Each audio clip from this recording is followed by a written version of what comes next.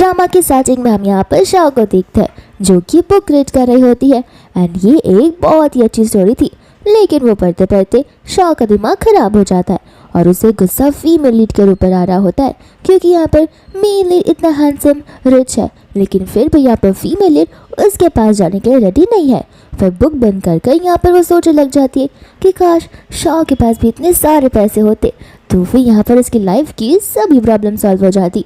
And यहाँ पर अचानक से जितनी भी चीज़ें उसके रूम में होती है वो उड़ने लग जाती है और वो बुक भी, जिसके साथ साथ यहाँ पर शाओ उस बुक के अंदर ही चली जाती है। फिर बाद में शाओ को हम देखते हैं जो कि एक बड़े से पैलेस में होती है। उसे समझ नहीं आ रहा था कि आखिर यहाँ पर क्या चल रहा है। एंड बाद में यहाँ पर उसकी स्टाफ होती है जो कि उसके लिए अनेक प्रकार की ज्वेलरीज, कपड़े और सारी चीज़ें लेकर आ जाती है। साथ साथ यहाँ का शेफ भी उसके लिए टॉप 1 क्लास का खाना लाता है जो कि एकदम लग्जरियस 7 स्टार होटल्स की तरह होते हैं। शाओ को यहाँ पर समझ नहीं आ रहा था कि आखिर क्या चल रहा है, तो वो शेफ उसे उसका नाम याद दिलाता है। नाम सुनते ही यहाँ पर वो बेहोश हो जाती है एंड जैसे उसकी आंखें खुलती है वो यहाँ पर बेडरूम में होती है। फिर यहाँ पर धीरे धीरे उसे समझ आने लग जाता है कि ये जो स्टोरी है उसका नाम है, ये सारी की सारी चीज़ें उस नॉवेल की फीमेल लीड की तरह हो रही है। तो फिर यहाँ पर वो अपने असिस्टेंट से अपने डैड का नाम कंफर्म करने लग जाती है एंड यहाँ पर सारी चीज़ें कंफर्म करने के बाद शाओ बहुत ज़्यादा खुश हो जाती है एंड अब शाओ कहने लग जाती है कि अब तो मेरी पारी है मेरी सारी चीज़ों की अच्छे से मज़ा लेने की। फिर बाद में यहाँ पर असिस्टेंट उसे अपना नाम याद दिलाता है। वो कहते हैं कि देखो मुझे तुम याद हो, लेकिन तुम मुझे बार बार मैडम मैडम बुलाना बंद करो, तुम अब से मुझे क्वीन बुलाओगे। एंड यहाँ पर जाते जाते वो उन्हें ऑर्डर देकर चली जाती है कि मेरे लिए टॉप 1 का क्लब बुक करो और उस क्लब के अंदर मुझे ढेर सारे मेल मॉडल्स चाहिए। एंड रात होती ही यहाँ पर शाओ उस क्लब में आ जाती है जहाँ पर उसके असिस्टेंट ने सारी अरेंजमेंट्स कर रखी थी। एंड यहाँ पर शाओ एक एक कर उन सभी को देखने लग जाती है, लेकिन यहाँ पर उन सब में कुछ ना कुछ कमियां तो होती है। फिर बाद में यहाँ पर वो अपने असिस्टेंट से और मेल मॉडल्स को लाने के लिए बोलती है, लेकिन असिस्टेंट उसे माफ़ी मांगने लगता है। कहता है कि मैंने क्लब के मैनेजर से बात की थी एंड उनके पास जितने भी मेल मॉडल्स अवेलेबल थे वो सब के सब यहाँ पर है, इससे ज़्यादा तो इनके पास मेल मॉडल है भी नहीं। शाओ कहते कि ठीक है, अब इसमें मेरी गलती क्या है, लगता है अब हमें यहाँ पर क्लब को स्विच करना ही होगा। एंड यहाँ पर वो दूसरी क्लब की ओर निकल पड़ती है। फिर दोस्त हम यहाँ पर उस क्लब में चान को देखते हैं एंड यहाँ पर चान उसके फ्रेंड्स के साथ आया होता है। उसके फ्रेंड्स यहाँ पर उसे कहने लग जाते हैं कि तुम इतने समय बाद यहाँ पर चाइना में वापस आए हो, कहीं 2-3 दिन बाद वह सब अब्रॉड तो नहीं भाग जाओगे ना। लेकिन यहाँ पर चान सभी को ना कह देता है, बोलता है कि देखो अब्रॉड में रहने का मेरा खाली एक ही मकसद था, मेरी कंपनी को टॉप 1 पर पहुँचाना, एंड वो चीज़ ऑलरेडी हो चुकी है, तो अब अब्रॉड जाके मैं क्या ही करूँगा। दूसरे यहाँ पर से शाओ जा रही होती है जहाँ पर वो छान को नोटिस करती है, तो फिर वो उससे अपने साथ चलने के लिए कहती है। यहाँ पर छान का फ्रेंड उसे बोलने लग जाता है कि तुम्हें पता भी है कि ये कौन है। इतनी में वो असिस्टेंट उसके फ्रेंड के पास चला जाता है और उसे कार्ड देने लगता है। कहता है कि आज आप कुछ बोलिए मत, आज मैडम कुछ ज़्यादा ही मूड में है, और तो और वो उसका मुँह बंद करवा देता है। दोस्तों यहाँ पर शाओ को लग रहा था कि वो जो लड़का है वो एक नॉर्मल सा मेल मॉडल है, तो वो उसे लेके अपने साथ चली जाती है। कहती है कि मेरे पास ढेर सारे पैसे एंड वो लोग यहाँ पर क्लब के रूम में आ जाते हैं जहाँ पर उनके बीच में मेकआउट शुरू हो जाता है एंड ये मेकआउट एक 1 नाइट स्टैंड में बदल जाता है। दोस्तों यहाँ पर सुबह हो जाती है जहाँ पर शाओ जाने वाली थी एंड चान यहाँ पर उसे रोक लेता है। शाओ कहते कि टेंशन मत लो, मैं तुम्हें पैसे दिए बगैर यहाँ से नहीं जाने वाली हूँ। एंड यहाँ पर वो सिर्फ 1 मिलियन देने लग जाती है। चान कहते कि लगता है मेरा वर्थ 1 मिलियन का हो गया। तो फिर शाओ बोलते कि नहीं, अगर तुम चाहो तो इससे भी ज़्यादा अर्न कर सकते हो। जहाँ पर शाओ से 20 मिलियन तक देने के लिए रेडी थी अगर वो उसका लवर बनना चाहे तो। एंड यहाँ पर चान बड़े ही सडियस वे में अपने लिव से उस कार्ड को ले लेता है। बाद में यहाँ पर जाते जाते वो दोनों किस भी करते हैं। छान को यहाँ पर समझ नहीं आ रहा होता कि आखिर वो उसे क्या समझ बैठी है, लेकिन ये छान का फर्स्ट टाइम होता है जहाँ पर उसने एक लड़की को इतना क्लोजली लिया है। फिर इसके बाद में यहाँ से शाओ जाने लग जाती है जहाँ पर उसका असिस्टेंट उसे फैमिली लंच के बारे में याद दिलाता है। शाओ यहाँ पर सोचने पड़ जाती है कि आखिर मुझे उस बेवकूफ़ और फेक फैमिली के साथ में लंच करना पड़ेगा जो कि यहाँ पर मुझे अपनी बेटी मानने के लिए रेडी तक नहीं होते। फिर बाद में यहाँ पर वो कार में बैठ जाती है जहाँ पर उसे पता होता है कि उसकी फैमिली मेम्बर्स उसकी शादी जो है जाओ के साथ कराने वाले हैं। एंड नॉवेल के अकॉर्डिंग शाओ भी यहाँ पर जाओ को लव करती है एंड शाओ की पूरी लाइफ जो है जाओ ही कंट्रोल करता है। लेकिन यहाँ पर वो इस बार ठान लेती है कि यहाँ पर मैं अपनी इस लाइफ को जाओ को कंट्रोल करने देने वाली बिल्कुल भी नहीं हूँ। मैं अपनी लाइफ की खुद की राइटर बनूंगी और खुद ही ये सारी स्टोरी नरेट करूंगी। फिर बाद में हम यहाँ पर उसकी फैमिली को देखते, जहाँ पर उसकी कजिन सिस्टर यानी कि उसकी स्टेप सिस्टर डेजी भी होती है और तो उसकी स्टेप मॉम जो थी वो प्रेग्नेंट तक थी एंड साथ ही साथ वहाँ पर जाओ भी मौजूद था। फिर बाद में यहाँ पर वो लोग शाओ के बारे में बात करने लग जाते कि उसे कब का हमने यहाँ पर आने के लिए कहा था, टाइम हो गया है लेकिन अभी तक वो यहाँ पर आई ही नहीं है। तो फिर यहाँ पर वो लोग शाओ को कॉल लगाने जा रहे थे बट इतने में ही वहाँ पर शाओ आ जाती है। जियाओ यहाँ पर शाओ को बोलने लग जाता है कि तुम्हें नहीं लगता कि मैं तुम्हें कल रात को इतने कॉल किया जा रहा था तो कम से कम एक बार तो तुम मेरा कॉल पिक की कर सकती थी। शाओ कहते कि माफ़ कर देना, वो क्या है ना, कल मैंने एक मेल मॉडल को अपॉइंट किया था जिसके साथ मैंने अभी पूरी नाइट स्पेंड की थी। जाओ को लग रहा होता है कि शाओ ये सब जानबूझकर करी है और वो उसे झूठ झूठ बोल रही है ताकि वो उसे जेलस फील करा सके। बाद में यहाँ पर उसे कहते कि देखो मैं यहाँ पर झूठ क्यों ही बोलूँगी, ऐसे भी मेरी लाइफ में तुम्हें कंट्रोल करने नहीं देने वाली हूँ।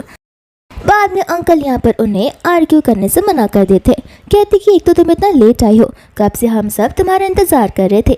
ये बात सुनते शाओ ने कहने लग जाती है कि अरे वाह, लगता है सूरज कहीं और से उगा है जहाँ पर आप सभी लोग मिलकर मेरा इंतजार कर रहे थे। डेजी को यहाँ पर गुस्सा आने लग जाता है, वो कहते कि देखो शाओ, मॉम डैड से इस तरीके से बात ना करो तो बेहतर होगा क्योंकि हमारी फैमिली तुम्हें इतना सारा स्पॉन्सर करती है।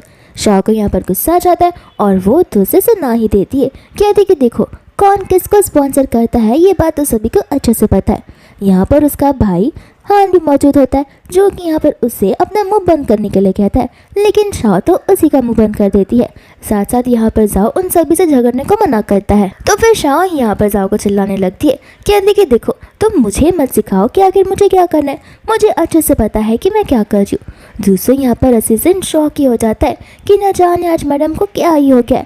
वो जाओ से कितना ज़्यादा लव करती थी लेकिन आज वो उसके साथ में इतना आर्ग्यू कर रही है, लगता है ये इंसान चीटिंग करता हुआ पकड़ा गया है। जाओ यहाँ पर शाओ को नाटक बंद करने के लिए कहता है। शाओ कहती कि प्लीज़ अगर तुम्हें लग रहा है कि मैं तुम्हें पसंद करती हूँ तो ऐसा बिल्कुल भी नहीं है, मुझे एनिमल्स बिल्कुल भी नहीं पसंद है। और यहाँ पर उसके डैड को बहुत गुस्सा आ जाता है। अंकल यहाँ पर चिल्लाकर उन्हें झगड़ा करने के लिए मना करते, कहते कि साल में तो एक बार सारे फैमिली मेम्बर्स यहाँ पर इकट्ठा होते हैं और इस दिन को भी तुम्हें खराब करना है। आंटी कहती कि जाने तो शायद उस बेचारी का मूड खराब होगा एंड शाओ को वो अपने साथ ऊपर चलने के लिए कहती है, बोलती है कि देखो मैंने तुम्हारे लिए कुछ गिफ्ट्स लिए जो कि ऊपर रहे हैं तो फिर तुम मेरे साथ ऊपर चलो। शाओ को यहाँ पर पता होता है कि नॉवेल के अकॉर्डिंग उसकी स्टेप मॉम को ये बेबी नहीं चाहिए था। तो फिर यहाँ पर वो उन्हें कहने लग जाती है कि अगर कोई गिफ्ट है तो आप स्टाफ को कहिए कि वो नीचे लेकर आए, मैं आपके साथ ऊपर तो बिल्कुल नहीं जाने वाली हूँ। क्या पता अब खुद ब खुद सीढ़ियों से नीचे गिर जाओ और सारा का सारा इंसान मुझ पर लगा दो। तो आंटी ये बात सुनकर शॉक ही हो जाती है क्योंकि यहाँ पर आंटी का रियल प्लान तो यही होता है ताकि वो बच्चे को गिरा दे और सारा का सारा ब्लेम यहाँ पर शाओ पर चला जाए। आंटी कहती कि नहीं, वो मेरे सेफेस्ट लॉकर में रखा हुआ है तो हमें चलना होगा, स्टाफ को मैं उसका पासवर्ड नहीं पता चलती। तो फिर यहाँ पर शाओ उनके साथ ऊपर गिर जाने लगती है जहाँ पर उसकी स्टेप मॉम जानबूझकर नीचे गिरने वाली थी लेकिन शाओ उन्हें संभाल लेती है। फिर बाद में यहाँ पर वो उसे दरवाजे पर रुकने के लिए कहती है और खुद ब खुद अंदर जाकर गिरने का नाटक करती है एंड शाओ ने ये सारी चीज़ें जो है कैमरे में ऑलरेडी कैप्चर कर ली थी। फिर बाद में आंटी यहाँ पर चिल्लाने लग जाती है जहाँ पर उसके सारे फैमिली मेम्बर्स दौड़ते हुए आ जाते हैं। हान आते ही यहाँ पर शाओ पर चिल्लाने लग जाता है कि तुम्हें पता है ना कि जो भी बेबी आएगा वो तुम्हारा भाई या बहन हो सकती है, तुम आखिर उसके साथ ऐसा कैसे कर सकती हो। बाद में यहाँ पर अंकल अपनी वाइफ को पूछने लग जाते कि आखिर हुआ क्या था एंड आंटी यहाँ पर बताने लग जाती है कि इसे गिफ्ट देने के लिए मैं ऊपर लेकर आई थी लेकिन इसने मुझे जानबूझकर जोर से धक्का दिया और मुझे और मेरे इस बेबी को मारने की कोशिश की। बाद में यहाँ पर उसके डैड उसे ढेर सारा सुनाना शुरू कर देते। शाओ तो यहाँ पर हंसने लग जाती है, कहती है कि अच्छा वो मैंने यहाँ पर एविडेंस ले लिया था वरना तुम सब के सब तो मुझे यहाँ पर सुना कर ही मार डालते। आंटी बोलते कि तुम्हारा कहने का क्या मतलब है, मैं खुद को नीचे गिरी हूँ, आखिर मैं अपने खुद के बच्चे को मारने की कोशिश क्यों ही करूँगी। शाह बोलते कोई बात नहीं, अभी सभी को पता चल जाएगा एंड यहाँ पर वो सभी को वो वीडियो रिकॉर्डिंग बताने लग जाती है जहाँ पर उसके फादर को तो बहुत गुस्सा आता है। बाद में यहाँ पर डेजी अपनी मम्मा का सह लेने लगती है और उसके डैड को उसकी मॉम को माफ़ करने के लिए कहती है। आंटी बोलती कि मुझे नहीं पता था कि मैं खुद ब खुद गिरी हूँ, शाह मेरे पीछे थी इसलिए मुझे लगा कि शाह ने मुझे धक्का दिया होगा, असल में मैं इतनी ज़्यादा पेन में थी कि मुझे कुछ समझ ही नहीं आ रहा था। एंड यहाँ पर डेजी भी अपनी मॉम की साइड लेने लगती है। साथ साथ यहाँ पर हान भी अपने डैड से कहता है कि देखिए मॉम कुछ ज़्यादा पेन में है और अब हमें यहाँ पर उन्हें इतना पेन नहीं देना चाहिए। ऐसे भी वो अपने खुद के बच्चे के साथ ऐसा क्यों ही करेंगी। शाह यहाँ पर कहते कि हाँ वो खुद के बच्चों के साथ तो कभी कुछ करेगी नहीं, लेकिन मैं तो उनकी स्टेप डॉटर हूँ, वो तो मेरा तहस नहस करना ज़रूर चाहेंगी। डेज़ी यहाँ पर शाह को कुछ भी बोलने से मना करती है। बाद में यहाँ पर शाह उस डॉक्टर को ले आती है और अपको डैड को बताने लग जाती कि देखिए ये वही डॉक्टर है जो मेरी स्टेप मॉम का चेकअप किया करता है जब से वो प्रेग्नेंट हुई है। एंड बाद में यहाँ पर डॉक्टर अंकल को एग्रीमेंट बताने लगता है एंड साथ साथ कुछ डॉक्यूमेंट्स देने लगता है। कहता है कि आपकी वाइफ प्रेग्नेंट तो थी, लेकिन उनका मिसकैरेज 2 वीक के अंदर ही हो गया था, जो कि उन्होंने मुझसे ही करवाया था, और तो यहाँ पर अब वो प्रेग्नेंट नहीं है।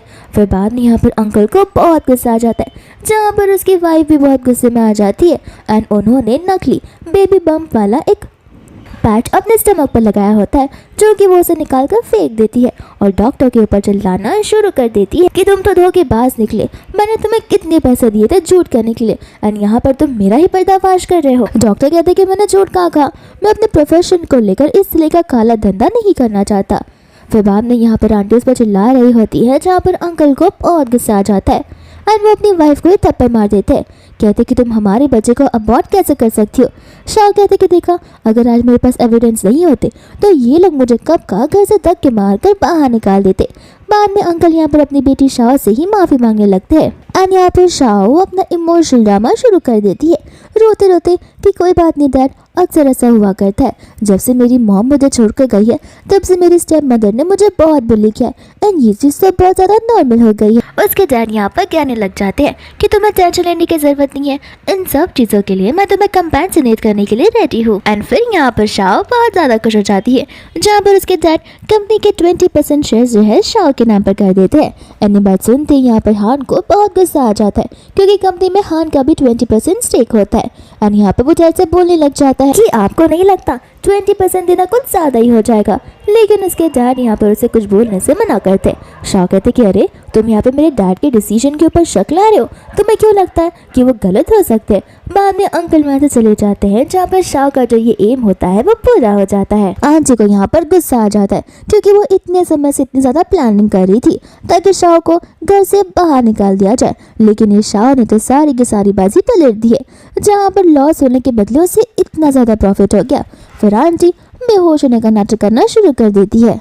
फिर इसके बाद में शाह और उसका असिस्टेंट वहाँ से जाते, जहाँ पर शाह कार में बैठे बैठे बहुत खुश हो जाती है कि उसे कंपनी में 20% मिल चुका है और अब कोई उसे रोक नहीं सकता 20% के आगे बढ़ने से। लेकिन यहाँ पर असिस्टेंट उसे खुश होने से मना करता है, कहते कि देखिए ज़्यादा खुश होने का कुछ मतलब है नहीं, क्योंकि ये कार हमारा पीछा कर रही है कब से। और यहाँ पर शाह को याद आता है कि नॉवल की स्टोरी के अकॉर्डिंग उसकी मॉम ने शाह के पीछे किसी मर्डरर को भेज दिया था ताकि शाह का यहाँ पर वो मर्डर कर सके।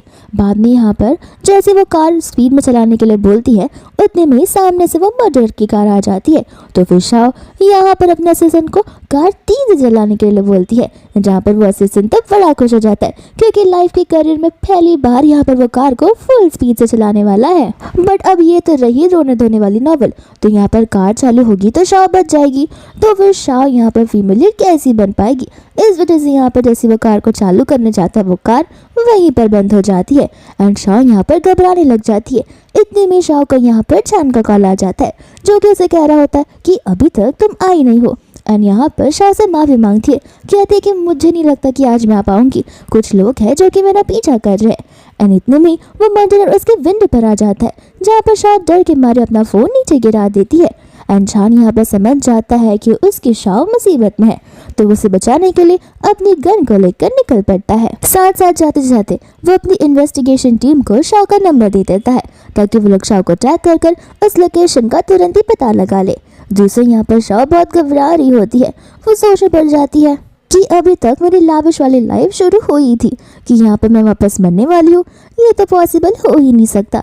बाद में यहाँ पर असिस्टेंट उसे घबराने से मना करता है, कहता है कि आप टेंशन मत लीजिए, ये कार के जो विंडोज है वो बुलेट प्रूफ है। लेकिन असिस्टेंट इतना बड़ा बुद्धू होता है कि वो कार को लॉक करना भूल गया था एंड बाहर से वो मर्डरर उस डोर को खोलकर शाह को बाहर बुलाने लग जाता है एंड यहाँ पर शाह बहुत ही बुरा लुक अपने असिस्टेंट को देने लग जाती है। फिर बाद में यहाँ पर वो उसे कहती कि देखो तुम जितने पैसे मांगोगे मैं वो देने के लिए रेडी हूँ, लेकिन प्लीज़ मेरी जान को बख्श दे दो। मर्डरर कहता है कि नहीं, हम अपने उसूलों के एकदम पक्के हैं, हम हमारे बॉस की ऑर्डर्स को मानते हैं। एंड यहाँ पर शाह और असिस्टेंट उन्हें धक्का देकर भागने लग जाते हैं, जहाँ पर वो मास्क मैन शाह के ऊपर गोली चलाने ही वाला था कि सामने से यहाँ पर चान सबसे पहले उसी पर गोली चला देता है और उसके सारे गार्ड्स जाकर उस मर्डर वाले ग्रुप को इकट्ठा कर लेते हैं। शाह यहाँ पर भागते भागते चान के पास चली जाती है। उसे समझ नहीं आ रहा होता कि आखिर वो यहाँ पर क्या कर रहा है। चान कहता है कि बातें करना बंद करो, अभी यहाँ पर रुकना बहुत ज्यादा डेंजरस है। और यहाँ पर वो शान को उठाते हुए अपने घर चला जाता है। शाह यहाँ पर कहने लग जाती है कि वो सारे बॉडीगार्ड्स के तुम्हारे थे। चान कहता है कि हाँ। शाह यहाँ पर कंफ्यूज हो जाती है और उसके नाम को पूछने लगती है। चान यहाँ पर समझ जाता है कि उसे उसकी आइडेंटिटी के बारे में अभी तक कुछ पता नहीं है और वो भी अपनी आइडेंटिटी को हिडन ही रखता है। शाह कहने लग जाते कि हाँ तुम वहाँ के टॉप मॉडल रहोगे, इस वजह से उन्होंने तुम्हें सिक्योरिटी प्रोवाइड की होगी। ये बात सुनते ही यहाँ पर चान हंसने लग जाता है और वो उसे बताता है कि हाँ मैं सबसे टॉप पर भी हूँ और सबसे पहला और सबसे न्यू था, जहाँ पर मेरी सबसे पहली गेस्ट तुम ही थी। ये बात सुनकर यहाँ पर शाह को उसकी बातों पर यकीन नहीं होता। शाह कहते हैं कि छोड़ो जाने दो। दूसरों यहाँ पर वो पूछने लग जाता है कि तुम्हें पता नहीं लगाना है क्या कि आखिर तुम्हें मारने की कोशिश कौन कर रहा है। शाह कहते कि देखो पता लगाकर मैं क्या ही करूँगी, क्योंकि मुझे पता है कि इन सब के पीछे मेरी स्टेप मदर का हाथ है एंड मैं यहाँ पर बिना कोई एविडेंस के कुछ बोल नहीं सकती। लेकिन एनीवेज तुमने मेरी मदद की है तो आंखें बोलना तो बनता ही है, तो फिर तुम जो कहोगे मैं तुम्हारे लिए करने के लिए रेडी हूँ, या फिर तुम्हें जो चाहिए वो मैं तुम्हें तुरंत ही लाकर दे दूंगी। ये बात सुनते ही यहाँ पर चांद शाह को वार्न करता है कि देखो अब तुमने जो कहा है वो तुम्हें करना होगा, अपनी बात से पीछे मत हटना। एंड यहाँ पर वो उसे किस करने लग जाता है, जहाँ पर ये किस उन दोनों के बीच का मेकआउट बन जाता है। फिर इसके बाद में हम यहाँ पर नेक्स्ट डे उसकी स्टेप मदर को देखते हैं, जो सोच रही होती है कि आखिर वो किस तरीके से शाह को घर से बाहर निकाल सकती है और ऐसा दिखा सकते कि वो बहुत ज़्यादा गिल्टी है। इतने में यहाँ पर एक डॉक्टर और एक उसका असिस्टेंट आ जाता है, जहाँ पर उसका असिस्टेंट उसकी स्टेप मदर को पास बुलाता है, कहता है कि आप बहुत उदास दिख रही हो। एंड जैसे ही उसकी स्टेप मॉम पास आती है वो उसे थप्पड़ मारने लग जाता है। यहाँ पर आंटी को गुस्सा आता है और वो उसे मारने के लिए आगे बढ़ने वाली थी, लेकिन यहाँ पर वो डॉक्टर उसके ऊपर ही गन रख देता है और उसे वार्न करने लगता है कि अगर तुम शाह के आसपास वापस से दिखी तो तुम याद रखना हम तुम्हें छोड़ने वाले बिल्कुल भी नहीं है। एंड वो दोनों मास्क वाले मैन वहाँ से फिर चले जाते हैं। फिर बाद में उसके यहाँ पर शाह आ जाती है। शाह को देखते आंटी बोलने लग जाती है कि अब तुम क्या करना चाहती हो। शाह बोलती कि स्टेप मॉम मुझे तो ये बात आपसे पूछना चाहिए, आपने मेरे पीछे गुंडों को भेज दिया ताकि वो मुझे जान से मार सके, आखिर और आप क्या क्या मेरे साथ करना चाहती हो पहले बता दो ताकि मैं एविडेंस को ढूंढना शुरू कर दूं। यहाँ पर आंटी उसे माफ़ी मांगती है और उसे वो गन वाले इंसान की याद आती है तो वो उसे माफ़ी मांगने लग जाती है। शाह को यहाँ पर समझ नहीं आ रहा होता है कि आखिर ये औरत यहाँ पर मुझे झगड़ा करने के बदले माफ़ी क्यों मांग रही है। उसे लग रहा होता है कि शायद ये इसकी नई चाल होगी। फिर बाद में यहाँ पर वो उसे वार्निंग करती है, कहती है कि देखो अगर नेक्स्ट टाइम से तुमने ऐसा कुछ भी किया तो याद रखना मैं तुम्हारे दोनों लड़के और लड़की को जिंदा नहीं छोड़ने वाली हूँ। इतना बोलकर वहाँ से वो चली जाती है, जहाँ पर आंटी की तो टाटा फिशी हो गई थी। फिर इसके बाद में यहाँ पर शाह अपने असिस्टेंट के साथ भी जा रही होती है, जहाँ पर लिफ्ट ओपन होते ही वो दोनों मास्क वाले इंसान होते हैं। शाह से देखकर बोलने लगती है कि क्या हम कभी पहले मिले हैं। एंड यहाँ पे वो मास्क वाला इंसान अपने पार्टनर के साथ में बहुत ज्यादा क्लोज होने लग जाता है और तुरंत ही दरवाजे को बंद कर देता है। शाह को यहाँ पर गुस्सा आ जाता है कि वो एक डॉक्टर है एंड ये सारी लवेबल चीजें यहाँ पर ये लोग ओपनली खुले में हॉस्पिटल में कैसे कर सकते हैं। लेकिन यहाँ पर असिस्टेंट कहता है कि देखिए क्या पता उन्हें घर में उतनी फ्रीडम ना मिलती हो। तो दूसरी बात में हमें पता चलता है कि वो मास्क वाले इंसान कोई और नहीं बल्कि छान और उसका असिस्टेंट ही होते हैं। एंड जब यहाँ से वो जा रहा होता है सभी के सभी नर्स और सभी के सभी पेशेंट का ध्यान सिर्फ उसके हैंडसमनेस पर ही होता है। फिर उसके बाद में वहाँ से छान जा रहा होता है शैन कंपनी में। साथ साथ यहाँ पर शाह छान को देख लेती है तो वो सोचे पड़ जाती है कि उसे हर जगह हर कोई छान जैसे क्यों लग रहा है। असिस्टेंट कहते कि मुझे तो लगता है आप उसके साथ लव में पड़ चुकी हो। शाह कहते कि नहीं मैं एक मेल मॉडल के साथ लव में पड़ नहीं सकती, ये चीज़ पॉसिबल नहीं है। फिर बाद में यहाँ पर वो अपनी कंपनी शैन चली जाती है और यहाँ पर चान भी वहीं पर आने ही वाला था। फिर इसके बाद में यहाँ पर शाह वहाँ पहुँच जाती है, जहाँ पर एम्प्लॉय शाह के बारे में बातें करने लग जाते हैं कि ये तो हमारी कंपनी की न्यू 20% स्टेक ओन करती है, क्या पता इसकी वजह से कंपनी डूबेगी या फिर प्रॉफिट करेगी। दिल से यहाँ पर छान होता है जो कि हान के साथ बैठा हुआ था। एंड यहाँ पर छान से पूछता है कि ये क्या, कंपनी के शेयर होल्डिंग्स चेंज हो गए और मुझे इस बारे में बताया भी नहीं, आखिर मैं इस कंपनी के साथ कोलैबोरेशन कैसे कर सकता हूँ। हान बताने लग जाता है कि इससे ज़्यादा कुछ फ़र्क आने वाला नहीं है, ऐसे भी मेरे डैड ने 20% उसकी बेटी को दिया है और वो कंपनी में तो आएगी भी नहीं, तो फिर उसकी वजह से यहाँ पर इफेक्ट कुछ होने वाला नहीं है। बाद में यहाँ पर छान उस कॉन्ट्रैक्ट पर साइन करने जा रहा था, लेकिन इतने में यहाँ पर हान की असिस्टेंट आ जाती है एंड बताने लगती है कि आपकी सिस्टर यहाँ पर कंपनी में आई है और वो आपके ऑफिस में जाकर सारी चीज़ों को फेंक रही है। तो यहाँ पर हान उससे माफ़ी मांगते हुए कुछ वक्त मांगकर वहाँ से चला जाता है अपने कैबिन के अंदर, जहाँ पर शाह उसके नेम प्लेट को निकालकर ज़मीन पर फेंक देती है। तो फिर हान यहाँ पर उस पर चिल्लाने लग जाता है। शाह यहाँ पर उसे साफ साफ कह देती है कि देखो टाइम आ गया है जहाँ पर तुमने अपने बिल में वापस जाकर घुस जाना चाहिए, ऐसे भी इस ऑफिस में अब से मैं बैठने वाली हूँ। यहाँ पर हान वहाँ से जाने से साफ साफ मना कर देता है, कहते कि देखो ये मेरा ऑफिस है और अगर तुम यहाँ से नहीं गई तो मैं डैड को कॉल करके सब कुछ बता दूंगा।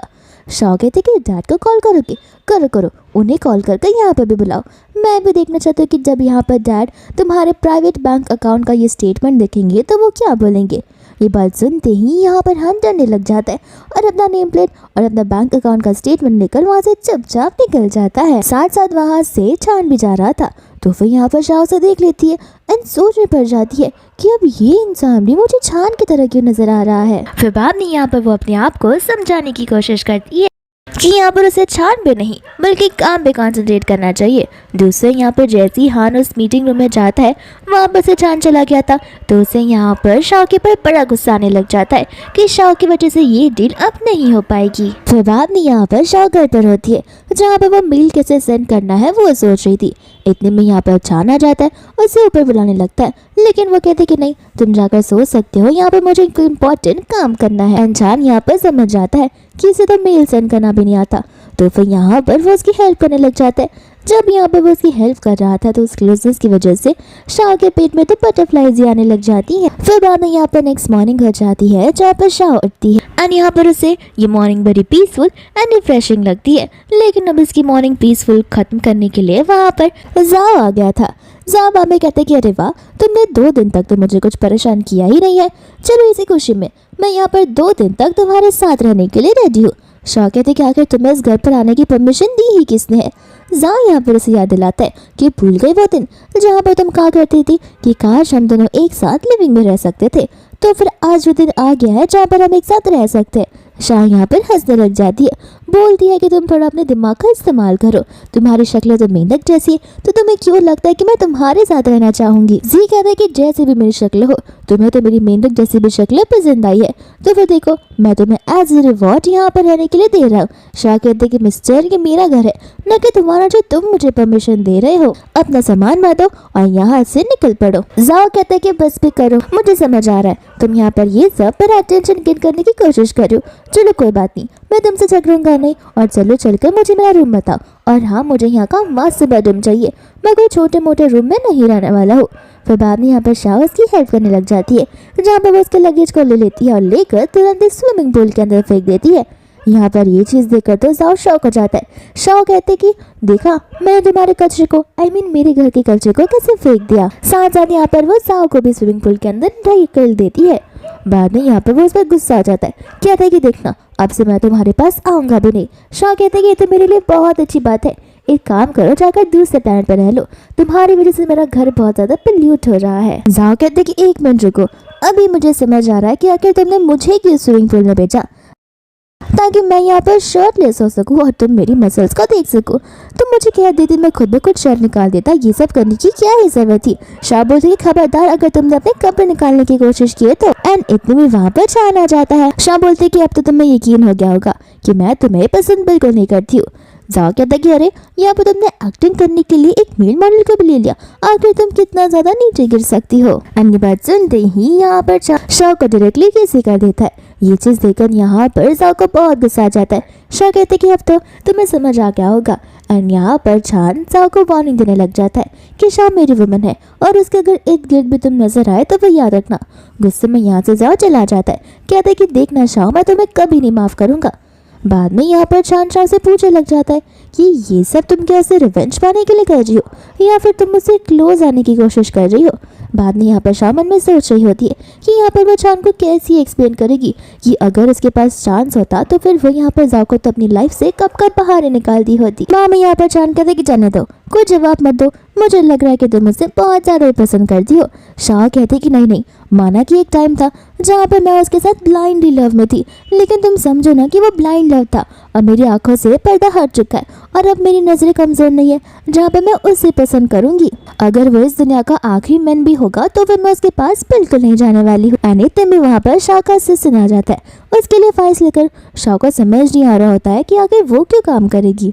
असिस्टेंट कहता है कि मुझे हान सर ने बोलने के लिए कहा है कि अगर आपको कंपनी के शेयर्स दिए गए हैं तो फिर आपको रिस्पॉन्सिबिलिटी भी लेनी पड़ेगी और ये दोनों फाइल्स आपको आज ही काम खत्म कर देने हैं।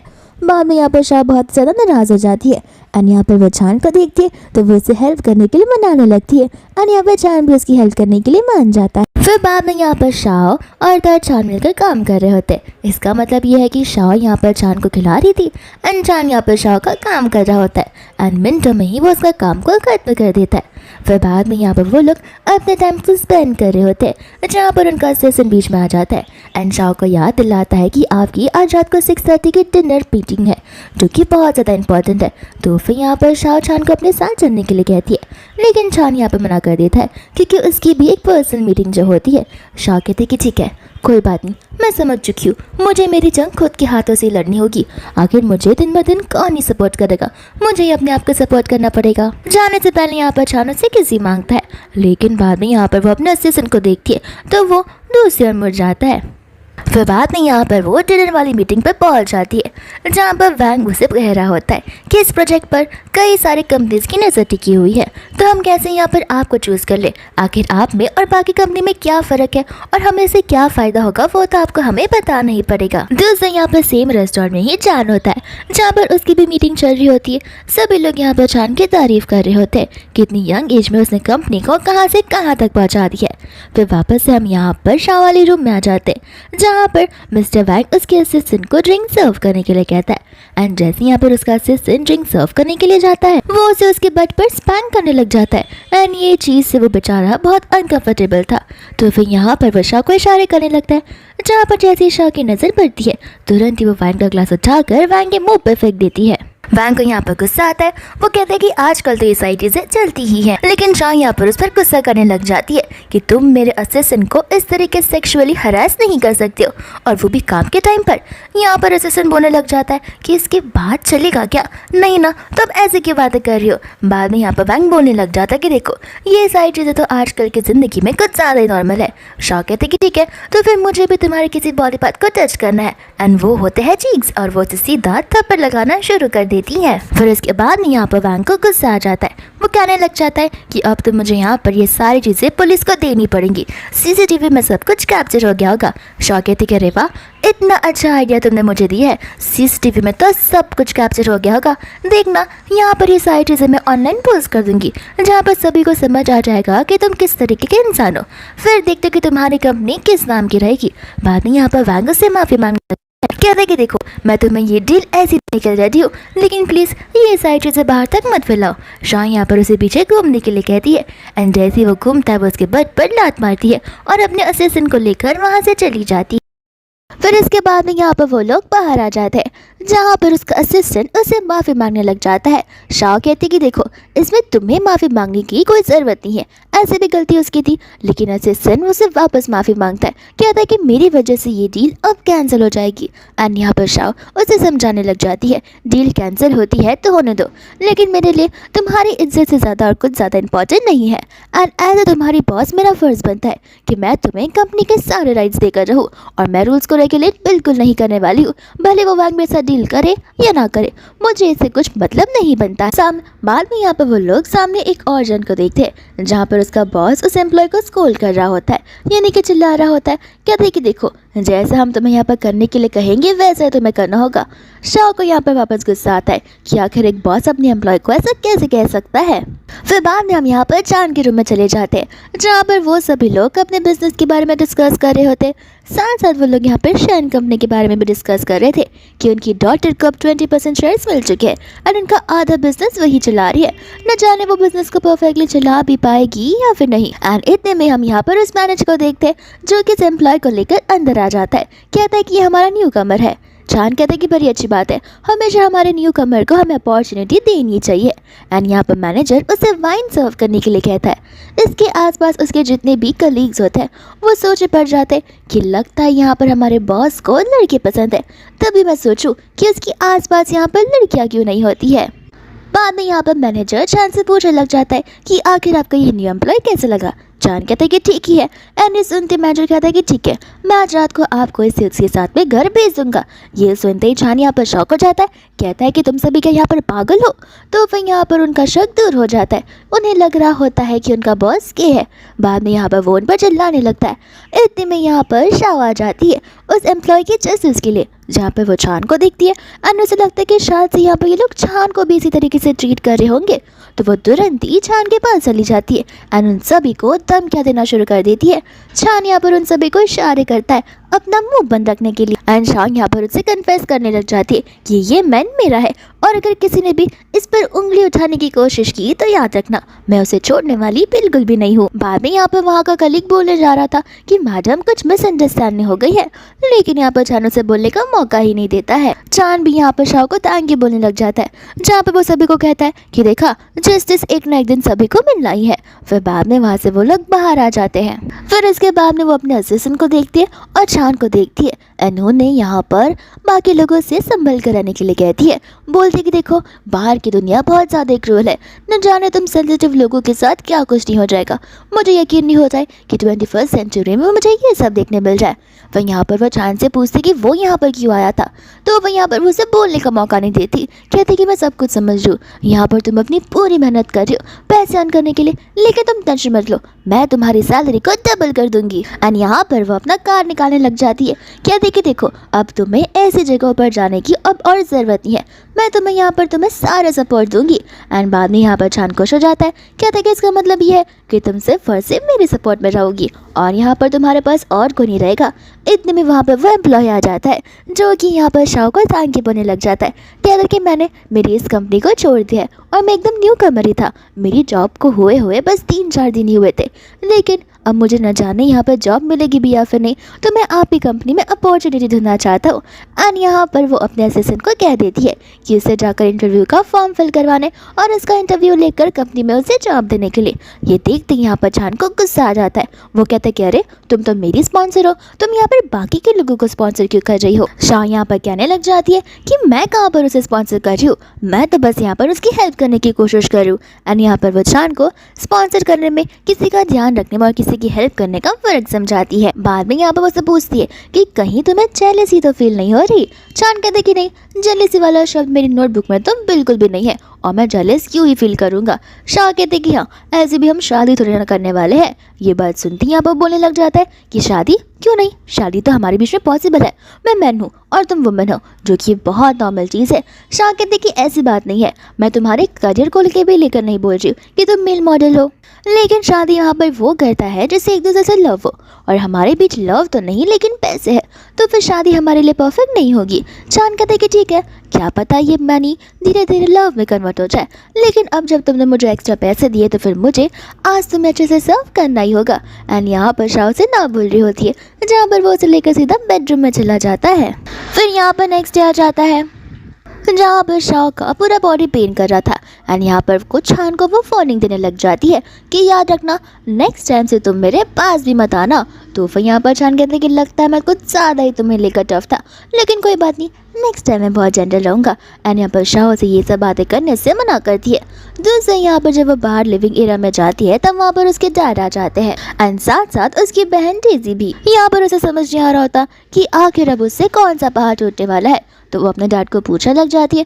उसके डैड कहते कि मैं तुमसे बहुत ज़्यादा डिसअपॉइंटेड हूँ। यहाँ पर शाह को समझ नहीं आता कि उसने क्या किया है। डेजी यहाँ पर कहने लग जाती है कि तुम्हारी वजह से तो हमारी कितनी ज़्यादा डील्स कैंसिल हुई है। फिर बाद में यहाँ पर उसके डैड उसे इन दोनों डील्स के बारे में बताने लग जाते हैं। शाह कहते हैं कि देखिए, सबसे पहले वाले डील में मेरी कोई गलती नहीं थी। अगर वहाँ से आपका जो भी पार्टनर था वो उठकर गया है तो जाके उससे बात कीजिए कि आखिर हान ने ऐसी कौन सी गलती की थी जो कि वहाँ से वो चला गया। और ये बात दूसरी डील की, तो वैंग के साथ मुझे मेरी कंपनी के साथ डील करना बिल्कुल भी नहीं है, क्योंकि वो बहुत ही गधा इंसान है और बहुत ही बुरे नेचर का है। फिर बाद में यहाँ पर वो उसे उस इंसिडेंट के बारे में बताने लग जाती है। उसके डैड कहते हैं कि देखो बेटा, मुझे इस इंसिडेंट के बारे में अच्छे से पता है, एंड आजकल ये बिजनेस लाइफ की फील्ड में ये सब होना तो बहुत ही ज़्यादा कैजुअल है, और इन सब चीज़ों को नॉर्मली लोगे तो क्या ही हो जाएगा। और ऐसे भी उससे बस टच ही तो किया था, ज़्यादा से ज़्यादा क्या ही सोच सकता है। ऐसे भी वो दोनों मैन ही है, जो भी होगा वो लोग आपस में देख लेंगे, हमें हमारी डीलरशिप से मतलब है। यहाँ पर शॉन पर चिल्लाने लग जाते कि नहीं, मुझे डीलरशिप से नहीं मतलब है, मुझे मेरी एम्प्लॉय से मतलब है। यहाँ पर अगर मेरा सेशन कल को मेरे साथ ना होता तो मेरी चीज़ें शेड्यूल कौन करता, मेरे लिए सबसे ज़्यादा इंपॉर्टेंट वही है। फिर बाद में यहाँ पर अंकल को गुस्सा आ जाता है, जहाँ पर वो शाह को थप्पड़ मारने वाले थे, लेकिन यहाँ पर शान उस अंकल का हाथ ही पकड़ लेता है। अंकल यहाँ पर शान को देखकर सोच पड़ जाते कि आखिर ये मुझे देखा देखा सा क्यों लग रहा है। दूर से यहाँ पर डेज़ी होती है, जो छान को देखकर कुछ ज़्यादा इम्प्रेस हो जाती है। सोचने पड़ जाती है कि आखिर ये इसके हाथों कैसे लग गया। तो बाद में वो उसकी आइडेंटिटी पूछने लग जाती है, जहाँ पर शाह बताती है कि छान उसका बॉयफ्रेंड है। एनी बात सुनते ही डेज़ी हंसने लगती है, कहते कि अरे तुम तो जाओ को पसंद किया करती थी। ओह, अब मैं समझ रही हूँ, जाओ तुम्हें भाव नहीं दे रहा है, इस वजह से तुमने इस इंसान को यहाँ पर लाया ताकि तुम जाओ को जेलस फील करवा सको। यहाँ पर शाह से अपना मुंह बंद करने के लिए बोलती है। दूसरे उसके डैड उसे वैंग के साथ में वापस से सारी चीज़ें शुरू करने के लिए कहते हैं, लेकिन शाह कहती है कि देखो, उस इंसान का नेचर इतना ख़राब है कि उसकी कंपनी कभी भी बैंकरप्ट हो सकती है उसकी हरकतों की वजह से। उसके डैड बोलते हैं कि देखो, जब तक उसकी बैंकरप्ट नहीं होती तब तक तो उसके साथ हमें रिलेशन बनाकर रखना होगा। इतने में यहाँ पर उसे डैड को किसी का कॉल आ जाता है, एंड उसके असिस्टेंट यहाँ पर बताने लग जाते हैं कि वैंग की कंपनी बैंकरप्ट हो गई है। एंड सुनते ही अंकल खुद ब खुद शौक में आ जाते कि कल तक तो उसकी कंपनी कितना प्रॉफिट अर्न कर रही थी और अब यहाँ पर बैंकरप्ट हो गई। यहाँ पर बाद में शाह बहुत कशा जाती है। उसके डैड कहते कि देखो, अगर ये बैंकरप्सी नहीं हुई होती तो फिर तुम नहीं बच पाती, लेकिन इसके लिए मैं तुम्हें एक और मौका देना चाहता हूँ। तुम जाकर वॉर ग्रुप में इस डील को साइन करवा कर लाओ, जो कि यहाँ पर हान के हाथ से चली गई थी। शाह यहाँ पर बोलने लग जाती है कि वो जो डिग्री है और वो जो कॉन्ट्रैक्ट है वो सिर्फ और सिर्फ हान की वजह से गया है, तो फिर इसमें मैं पार्टिसिपेट करके क्या करूँगी, आपको ये जिम्मेदारी तो हान को देनी चाहिए। एंड यहाँ पर अंकल बोलते कि देखो, अब तुम्हारी वजह से एक चीज़ बिगड़ी है तो ठीक भी तुम्हें करनी होगी। शाह कहते कि ऐसे भी मुझे पता है, अगर वापस से हान उसके पास जाएगा तो हान उस चीज़ को साइन करवा ही नहीं पाएगा, उसमें इतनी ज़्यादा क्षमता है ही नहीं। डेज़ी को यहाँ पर गुस्सा आने लगता है। वो कहते कि देखो, तुम्हें मेरे भाई हान को जज करने की कोई ज़रूरत नहीं है। बाद में यहाँ से उसके डैड चले जाते हैं, जहाँ पर ये सारी रिस्पॉन्सिबिलिटी अब शाह के ऊपर आ जाती है। दूसरे यहाँ पर वो छान के साथ लंच कर रही थी, जहाँ पर वो यही सोच रही होती कि वो उस स्ट्रेंज कंपनी में कैसे जा सकती है। तो यहाँ पर वो छान से हेल्प मांगने लग जाती है। छान भी यहाँ पर उसे हेल्प करने के लिए रेडी नहीं था। शाह कहते कि तुम मुझे अनजान कंपनी में अकेले जाने दोगे, तो फिर शाह यहाँ पर उसे पैसे देने लगती है। छान कहते कि देखो, ये सारी चीज़ें पैसे से खरीदी नहीं जाती, ये सारी चीज़ें इमोशनल सपोर्ट की बात होती है। शाह कहते कि देखो, तुम क्या बोल रहे हो मुझे अच्छे से समझ आ रहा है। छान बोलते कि ठीक है, अगर तुम रेडी हो तो मैं भी चलने के लिए रेडी हूँ। एंड यहाँ पर वो चलने के लिए रेडी हो जाता है। फिर बाद में यहाँ पर वो लोग उस कंपनी के अंदर आ जाते हैं। तो हम यहाँ पर देखते हैं छान के असिस्टेंट को, जहाँ पर उसके असिस्टेंट को ऑलरेडी छान ने कॉल करके बता दिया होता है उसकी आइडेंटिटी रिवील ना करने के लिए। एंड यहाँ पर तो वो अपने आप को ही बहुत समझ रहा था, जहाँ पर वो उसकी सीट पर बैठने वाला था कि इतने में यहाँ पर छान शाह के साथ में आ जाता है, जहाँ पर वो उसे ही मिस्टर ली कहकर बुलाने लग जाती है। असिस्टेंट कहता है कि मैं मिस्टर ली नहीं हूँ, मैं तो उनका असिस्टेंट हूँ। तो शाह उनसे पूछने लगती है कि आखिर मिस्टर ली कहाँ पर चले गए। तो वो असिस्टेंट यहाँ पर छान की ओर देखने वाला था, लेकिन यहाँ पर वो बात को पलट देता है, कहता है कि उन्हें कुछ इंपॉर्टेंट काम करना था, इस वजह से वो यहाँ पर मौजूद नहीं है। शाह यहाँ पर कंफ्यूज हो जाती है, कहती है कि अब डील वाली बात मैं किससे करूँगी। तो फिर वो कहते कि देखिए, जो भी डील है वो आप मुझे बता सकती हो, ऐसी भी सारी रिस्पॉन्सिबिलिटी मेरी ही अंडर है। फिर बाद में यहाँ पर वो तुरंत ही कॉन्ट्रैक्ट साइन करने के लिए रेडी हो जाता है।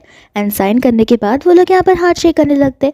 शाह सोच रही होती है कि कॉन्ट्रैक्ट को साइन करना इतना ईजी होगा, मुझे पता नहीं था। अच्छा, वो ये अपॉर्चुनिटी जो है हान को नहीं मिली। दूसरे यहाँ पर छान उस हाथ वाले हैंडशेक को देखकर बहुत ज़्यादा गुस्से में था, एंड असिस्टेंट समझकर तुरंत ही हाथ को पीछे कर देता है। फिर बाद में हम यहाँ पर हान को और उसकी असिस्टेंट को देखते हैं, जहाँ पर उसकी असिस्टेंट उसे इस डील के बारे में बता रही होती है। हान को यहाँ पर गुस्सा आ जाता है और उसे समझ आता है कि आखिर शाओ क्या करना चाहती है। शाओ यहाँ पर उसकी जितनी भी डील्स होती है वो अपने हाथों में कर कर सारी कंपनी खुद ही एक्वायर करना चाहती है। बाद में यहाँ पर उसकी असिस्टेंट उसे एक इवेंट के बारे में याद दिलाती है और इधर यहाँ पर हान समझ जाता है कि उसे कहने का क्या मतलब है। एंड यहाँ पर वो अपनी प्यारी सी बहन शाओ को उस इवेंट में एक स्पेशल इनविटेशन देना चाहता था। फिर बाद में यहाँ पर हान चला जाता है अपनी फैमिली के पास में, जहाँ पर वो अपने डैड से बोलने लग जाता है कि देखिए डैड, ये दोनों ओनर्स का कंपनी में होना बहुत ज़्यादा मुश्किल हो जा रहा है। एंड ऐसे भी मैं चाहता हूँ कि बहुत जल्दी हमारी कंपनी का सेलिब्रेशन इवेंट स्टार्ट हो जाए, जिसमें हमारे इस कंपनी का न्यू ओनर अनाउंस हो जाए। उसके डैड कहते हैं कि देखो ये सब करने की इतनी घाई क्या है। एंड यहाँ पर उन्हीं का स्टेप बेटा उनका सर पूरा ब्रेन वॉश करना शुरू कर देता है, बोलता है कि आप समझ नहीं रहे हैं, दो ओनर की होने की वजह से यहाँ पर जितने भी कंपनी के क्लाइंट्स हैं वो एकदम पार्टनरशिप में चल रहे हैं। एंड यहाँ पर ऐसा लगता है कि दोनों एक दूसरे के साथ में फिट भी नहीं होते, तो हमें यहाँ पर ग्रैंडपा से बात करनी होगी। दोस्त हम यहाँ पर शाओ को और छान को देखते हैं, जहाँ पर शाओ छान को बहुत ज़्यादा थैंक यू बोल रही होती है उसकी मदद करने के लिए। एंड वो कहती है कि तुम तो मेरे लकी चार्म हो, तुम मेरे साथ उस दिन उस साइन करने के लिए गए थे एंड वो साइन इतना जल्दी हो गया कि तुम पूछो ही मत, और इस वजह से क्योंकि तुम मेरे लकी चार्म हो। पर इतने में वहाँ पर उसका असिस्टेंट आ जाता है, जो कि उसे कंपनी सेलिब्रेशन इवेंट के बारे में बताने लग जाता है। शाओ यहाँ पर शॉक हो जाती है कि इस इवेंट को हेल्प करने के लिए लोग को इतनी जल्दबाजी क्यों है, आखिर ये लोग कंपनी का ओनर क्यों ही अनाउंस करना चाहते हैं। बाद में यहाँ पर असिस्टेंट बोलने लग जाता है, लेकिन हमारे पास अभी भी मौका है कि कंपनी आपके हाथ में आ सकती है। शाह कहते कि तुम क्या चाहते हो, मैं उनके सामने नील डाउन कर माफ़ी मांगूँ और उनसे कंपनी भीख में ले लूँ? तो ऐसा होने वाला बिल्कुल भी नहीं है। चांद कहते कि देखो मैं तुम्हारी हेल्प कर सकता। शाह बोलते कि हाँ तुम मेरी बहुत हेल्प करते हो, तुम मेरे लकी चार्म हो, तो फिर तुम बस चुपचाप यहाँ पर खड़े रहना।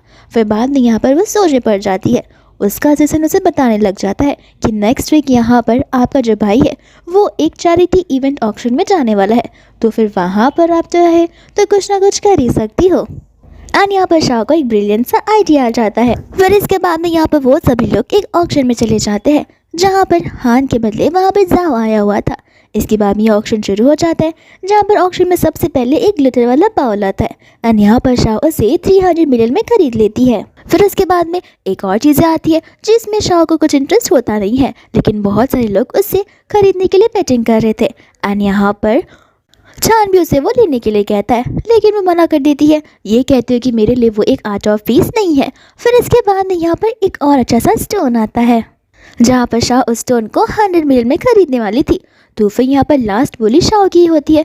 इतने में उसके असिस्टेंट का कॉल आ जाता है, जो कहने लग जाता है कि अब और भी बेटिंग मत लगाना, हमारे पास 400 मिलियन थे, जिसमें से आपने 300 मिलियन तो ऑलरेडी खर्च कर दिए, अब 100 मिलियन है वो भी हमारे हाथ से चले जाएंगे।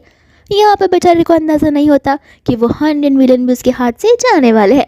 एंड वो स्टोन उसे मिल जाता है, जहाँ पर शाह बेचारी को बहुत बुरा लगता है। फिर इसके बाद में यहाँ पर फाइनली एक प्रीशियस सा नेकलेस आता है, जिसे देखकर ही शाह को वो खरीदने का बहुत मन करता है, लेकिन अब उसके पास उतनी प्रॉफिट बचे ही नहीं थे। फिर यहाँ पर जाओ कहते हैं कि देखो अगर तुम मुझसे माफ़ी मांग लोगी तो ये मैं तुम्हारे लिए ख़रीद लूँगा।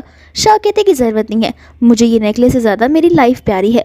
फिर बाद में यहाँ पर चांद उठकर चला जाता है स्टेज पर एंड वो लैंटर्न को लाइट कर देता है। लैंटर्न को लाइट करने का मतलब ये होता है कि सबसे बेटिंग का जितना भी हाईएस्ट रेट होगा वो यहाँ पर वही पे करेगा और इस चीज़ को वही ले जाएगा एंड वो चीज़ ये 1 मिलियन में खरीद लेता है। तो फिर जाओ और ये सभी लोग उस पर इल्ज़ाम लगाने लग जाते हैं, खास करके जाओ कहते कि देखो बेट लगाने का मतलब ये नहीं है कि वो तुम्हें फ्री में मिल जाएगी, पहले तुम्हें यहाँ पर अपना क्रेडिट कार्ड उन्हें बताना पड़ेगा, अगर तुम्हारे बैंक में बैलेंस होगा तब जाकर तुम ये ले पाओगे ना। फिर बाद में यहाँ पर चांद अपना कार्ड उसे दे देता है, जहाँ पर जाओ से उस कार्ड के बारे में पूछता तो है, लेकिन चांद को अपनी आइडेंटिटी रिवील करनी नहीं होती। एंड जैसे वो लोग कार्ड की चेकिंग करने लगते वो तो ब्रोकन बता रहा था, तो फिर वो लोग तुरंत ही कार्ड को लेकर बैग से चले जाते हैं, क्योंकि उस मशीन के अंदर खाली 8 डिजिट्स तक आ पाते हैं।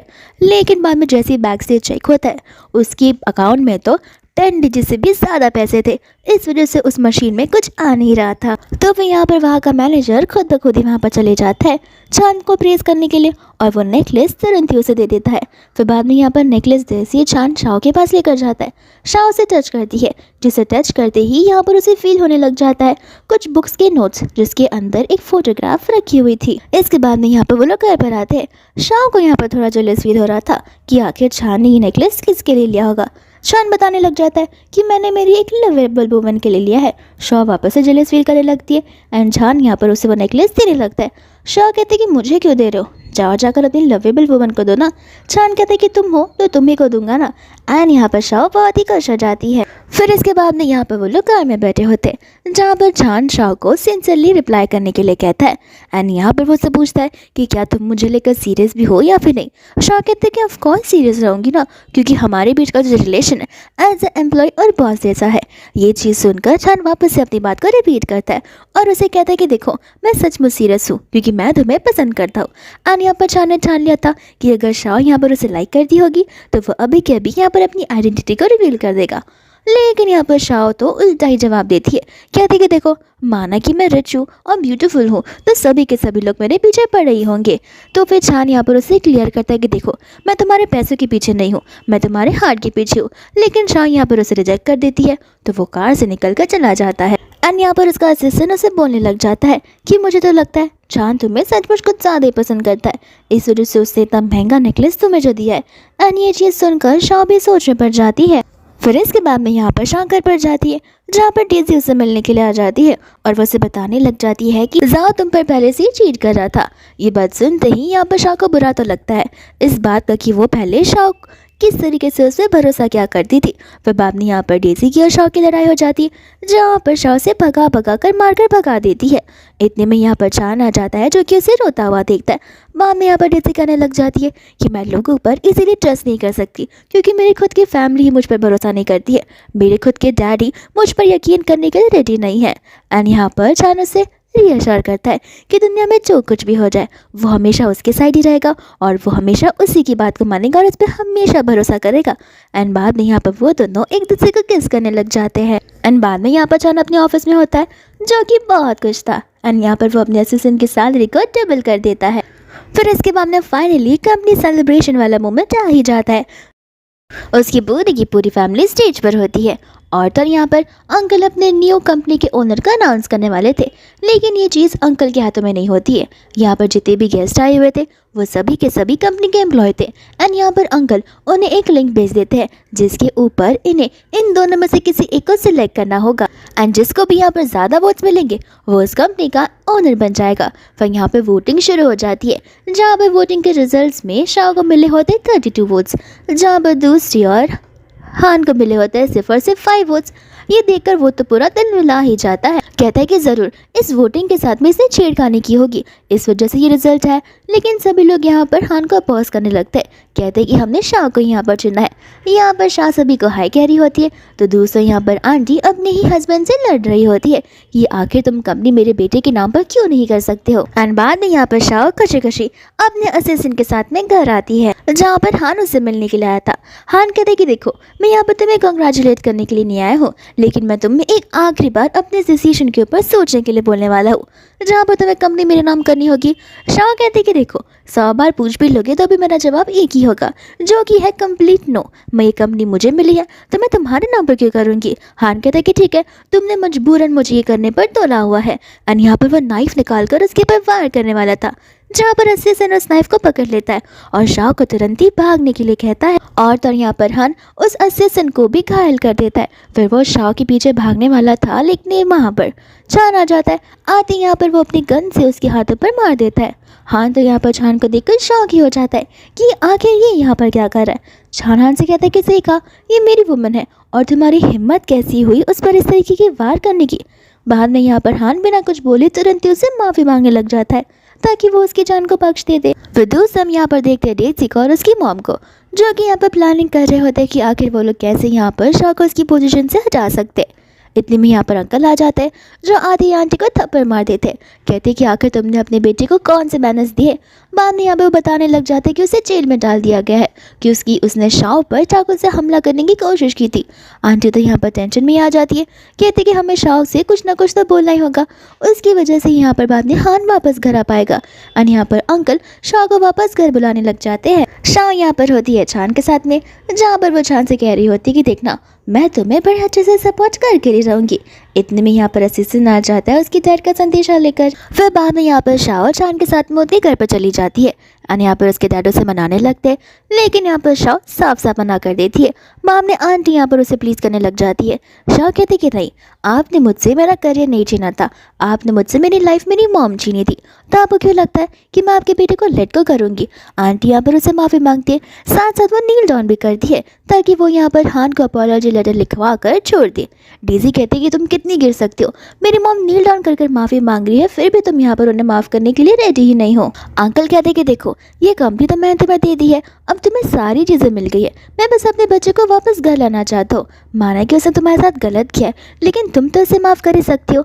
लेकिन शाओ यहाँ पर साफ साफ कह देती कि देखिए, अगर मैं वहाँ पर मर जाती तो सॉरी बोलने से क्या मेरी जान वापस आ जाती। बाद में यहाँ से वो जाने लगती है, जहाँ पर आंटी अपने गार्ड्स को बुला लेती है, कहती कि जब तक तुम साइन नहीं करोगी तब तक हम तुम्हें यहाँ से जाने नहीं देंगे। एंड इतने में यहाँ पर चांद चुटकी बजाता है, जहाँ पर उसके 6 सारे गार्ड्स आकर उनके गार्ड्स को लेकर चले जाते हैं। यहाँ पर डेजी गुस्सा करने लग जाती है, कहती कि तुम कौन होते हो मेरी फैमिली मैटर में आगे बढ़ने वाले। शाह कहते कि वो भी मेरी फैमिली का सबसे बड़ा हिस्सा है और उसके जो मन में आएगा वो करेगा, ऐसे भी वो मुझे प्रोटेक्ट ही कर रहा है। फिर बाद में यहाँ से वो लोग चले जाते हैं। दूसरे यहाँ पर शाह के पेरेंट्स उसकी शादी के बारे में सोच रहे होते कि एक बार यहाँ पर शाह की शादी हो जाएगी, इसके बाद में शाह को वही करना होगा जो कि इसके ससुराल वाले कहेंगे। फिर बाद में यहाँ पर शाह अपने ऑफिस में होती है, जहाँ पर वो वही एम्प्लॉय आ जाता है जिससे उसने अपॉर्चुनिटी दी थी, वो उसके लिए कॉफ़ी लेकर आ जाता है। लेकिन यहाँ पर वो उसके साथ ज़ोर ज़बरदस्ती करने लगता है कि वो उसे पसंद करता है। शाह यहाँ पर उसे वहाँ से जाने के लिए कहती है, लेकिन वो ज़बरदस्ती यहाँ पर उसे हक करने लग जाता है। इतने में यहाँ पर चांद चिल्लाते हुए आता है, तो वो डर के मारे शाह को छोड़ देता है। शाह यहाँ पर चिल्लाकर अपने असिस्टेंट को बुलाती है एंड इसे धक्के मारकर वहाँ पर कंपनी से निकालने के लिए कहती है। बाद में यहाँ पर चांद कुछ ज़्यादा कंफ्यूज हो गया था। शाह कहते कि देखो, मैंने बस उसकी हेल्प करना चाहा, मेरा और कोई इरादा बिल्कुल नहीं था। चांद कहते कि मैं उसके बारे में नहीं सोच रहा हूँ, मैं तुम्हारे बारे में सोच रहा कि तुम मुझे लेकर सीरियस भी हो या फिर नहीं। शाह कहते कि ऑफ कोर्स मैं तुम्हें लेकर सीरियस हूँ। एंड यहाँ पर वो अपनी फीलिंग्स को चांद से कन्फेस करती है। एंड यहाँ पर वो अश्योरेंस इसलिए मांग रहा था क्योंकि बहुत जल्दी वो अब्रॉड जाने वाला था उसके मॉम डैड से मिलने के लिए। एंड वो इसके बाद में अपने मॉम डैड से मिलने के लिए अब्रॉड चला जाता है, जहाँ पर उसके मॉम डैड को यहाँ पर वो शाह के बारे में बताता है। एंड इसकी मॉम तो यहाँ पर वेट कर नहीं पा रही थी शाह से मिलने के लिए। दूसरा यहाँ पर शाह को उसकी फैमिली वाले घर पर बुलाते हैं एंड यहाँ पर वो लोग उसकी शादी की बात कर रहे थे, जहाँ पर शाह शादी करने से मना कर देती है। कहती है कि देखो, मुझे वो जाओ बिल्कुल भी नहीं पसंद है एंड मैं यहाँ पर शादी किसी अरे गहरे के साथ करना बिल्कुल भी नहीं चाहती हूँ। उसके डैड यहाँ पर उसे वार्निंग देने लग जाते हैं कि देखो, वो जाओ नहीं है बल्कि उसका नाम तो फैंग है और तुम्हें फैंग के साथ शादी करनी होगी क्योंकि फैंग फैमिली हमसे भी ज़्यादा रिच है और उन्होंने हमारी कंपनी में इन्वेस्टमेंट करने के लिए पक्का हमें जिम्मेदारी दे दी है। शाह कहती है कि देखो, वो जिम्मेदारी आपके ऊपर है तो आप उठाओ, इससे मेरा देना देना कुछ भी नहीं है। अंकल यहाँ पर उसे बोलने लग जाते हैं कि तुम हमारी फैमिली की एल्डेस्ट बेटी हो और अब तक कंपनी भी तुम्हारे नाम पर आ गई है, तो ये मत सोचो कि तुम यहाँ पर फैमिली को छोड़कर जा सकती हो। रिस्पॉन्सिबिलिटी तुम्हारे ऊपर भी है और मैं जब चाहूँ तब अपनी कंपनी को वापस ले भी सकता हूँ। आंटी कहती कोई बात नहीं, हमें यहाँ पर शाह को कुछ समय देना चाहिए सोचने के लिए। इतना कहकर वो लोग वहाँ से चले जाते।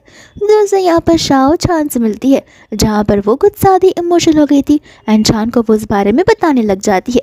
चांद कहता है कि देखो, जो भी सिचुएशन हो मैं हमेशा तुम्हें लेकर फर्स्ट प्रायोरिटी दूंगा एंड मैं यहाँ पर अपनी बातों से पलटने वाला बिल्कुल भी नहीं हूँ। शाह भी यहाँ पर ठान लेती कि कल वो अपनी फैमिली में जाकर साफ साफ उनसे कह देगी कि वो उनके साथ शादी करने वाले बिल्कुल नहीं है। दूसरा चांद कहता है कि मेरे मॉम डैड को मैं अब्रॉड से लेकर आ गया हूँ, तुम चाहो तो उनसे मिल सकती हो। एंड यहाँ पर शाह बहुत खुश हो जाती है। फिर बाद में यहाँ पर वो लोग उसके मॉम डैड को मिलने के लिए निकल पड़ते हैं। शाह से कहते कि तुम्हें नहीं लगता तुमने कुछ ज़्यादा ही ऐसे कुछ हाई फाई कपड़े पहन लिए। चांद कहते कोई बात नहीं, मेरे मॉम डैड से हम मिलेंगे ही।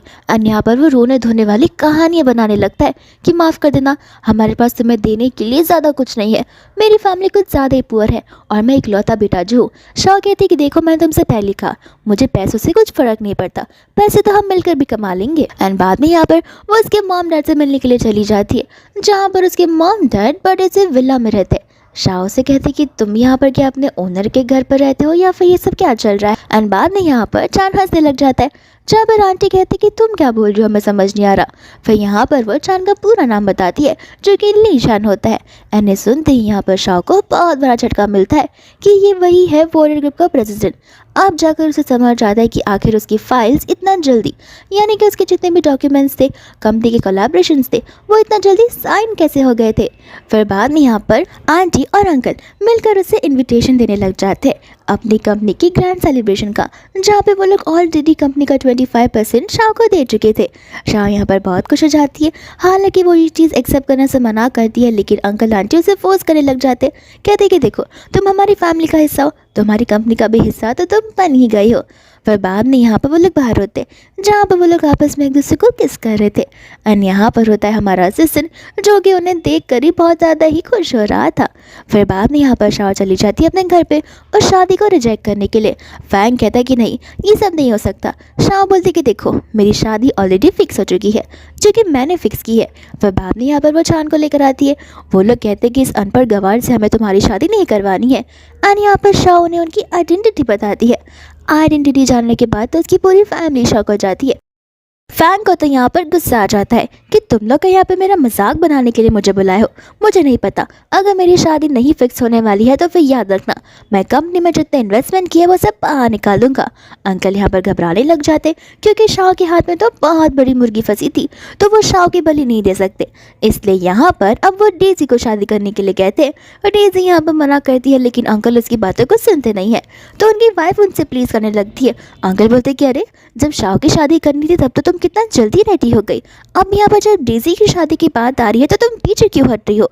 तुमने ही तो कहा था कि कंपनी के लिए एक डॉटर को ये सब करना पड़ता है, तो डेजी भी ये सब करेगी।